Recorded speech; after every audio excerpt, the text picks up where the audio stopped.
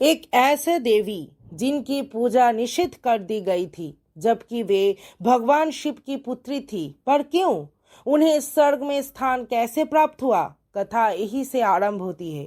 एक दिन भगवान शिव एक सरोवर के किनारे बैठकर देवी पार्वती की ध्यान कर रहे थे। उसी समय उनके मन की ऊर्जा प्रकट हुई और सरोवर में खिले एक कमल पर जा गिरी।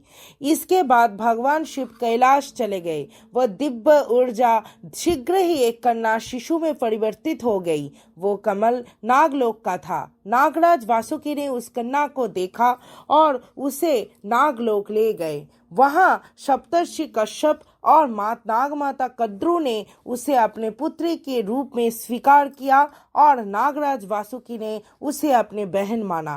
क्योंकि वो भगवान शिव के मन से उत्पन्न हुई थी, इसलिए सप्तर्षि कश्यप ने उनका नाम मनसा रखा। जब मनसा को ये ज्ञात हुए कि वे मूलतः भगवान शिव की ही पुत्री है, तो वे कैलाश गई। किंतु जब देवी पार्वती के उनके बारे में पता चला, तो वे क्रोधित हो गई और अपनी तेज से देवी मनसा की एक आंख नष्ट कर दी। इससे मां मनसा अत्यंत दुखी हुई और पुनः नागलोक लौट गए।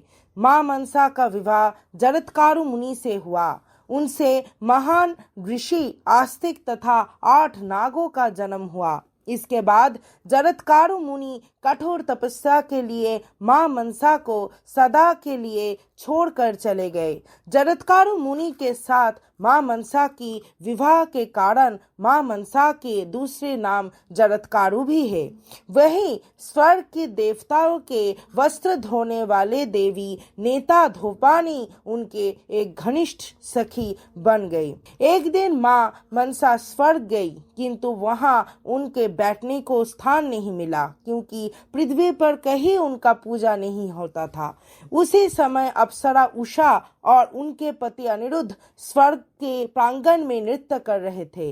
मां मनसा की एक चाल के कारण उनका नृत्य अचानक रुक गया। ये देखकर देवराज क्रोधित हो गया और उन्होंने उषा तथा अनिरुद्ध को पृथ्वी पर बेहुला और लखिंदर के रूप में जन्म लेने का श्राप दिया। इस कहानी का अगले भाग जानने के लिए देखते रहे मेरे वीडियो।